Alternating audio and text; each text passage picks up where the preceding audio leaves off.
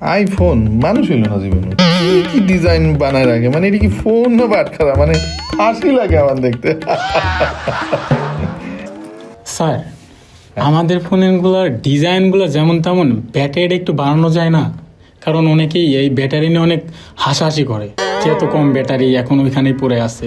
তো বাড়াই দিই আমরা ই করি 8000 mAh দিয়ে দিই। স্যার মার্কেটে 6000, 7000, 8000 mAh এর ফোন অলরেডি মার্কেটে আছে। ও তাহলে ই করি আমরা 15000 mAh দিয়ে দিই। স্যার 15000 তো রিয়েলমি অলরেডি কাজ করতেছে। হ্যাঁ রিয়েলমি কাজ করতেছি। জি 15000 অলরেডি কাজ করতেছে। তাহলে এই 20000 যা 20000 mAh দিব আমরা 20000। হ্যাঁ যে ফ্যাক্টরিতে ফোন কর, বল যে স্যার বলছে যে 20000 mAh দিতে।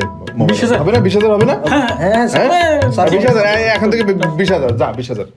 হ্যাঁ গাইস, ঘটনা নাকি সত্যি, এই পর্যন্ত রুমার্স তো তাই বলতেছে। আসসালামু আলাইকুম গাইস, আমি আদিব চলে আসলাম আরও একটি নতুন ভিডিও নিয়ে আপনাদের সামনে।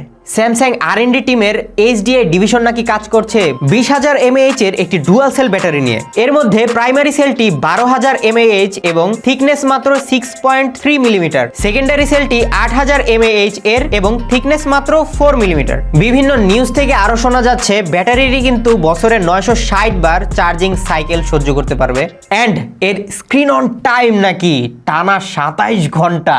কাগজ কলমে তো তাই বলতেছে, বাট গাইস টেস্টিং এর সময় নাকি এই ব্যাটারি সোয়েলিং বা ফুলে যাওয়ার মতো একটু সমস্যা দেখা দিছে। বিশেষ করে সেকেন্ডারি যে ব্যাটারিটি আছে 8000 mAh এর, ওটি নাকি পরীক্ষার সময় 4 মিলিমিটার থেকে ফুলে 7.2 মিলিমিটার হয়ে গিয়েছিল। এখনকার যে পাতলা স্মার্টফোনের যে কনসেপ্ট, এই ক্ষেত্রে কিন্তু এই ফুলে যাওয়ার সমস্যাটা কিন্তু খুবই গুরুতর। 2016 সালে স্যামসাং এর নোট 7 লঞ্চের পরে এর যে ব্যাটারি ডিজাস্টারটা হয়েছিল ভাই, তা সম্পর্কে আলাদা করে আর নাই বা বললাম। তো মনে হয় স্যামসাং এই জিনিসটার জন্য একটু কিছুটা কনসার্ন। তারা এখনো পরীক্ষা সাকসেস না করেই কিন্তু এই ব্যাটারি তারা মার্কেটে কোনোভাবেই আনবে না। সম্ভবত এই কারণেই অন্যান্য ব্র্যান্ড যেখানে 8000, 10000, ইভেন 15000 নিয়েও কাজ করতেছে, স্যামসাং এখনো কিন্তু সেই 5000-এর আশেপাশেই আছে।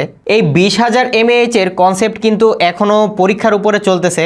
দেখা যাক কি হয় সামনে, তা তো ভবিষ্যৎই বলে দিবে। তো গাইজ ভিডিওটি কেমন লাগলো এখনই কমেন্টে জানিয়ে দিন এবং এরকম আরও ইনফরমেশন পাওয়ার জন্য এখনই সাবস্ক্রাইব করে ফেলুন টেক টু দ্য পয়েন্টে।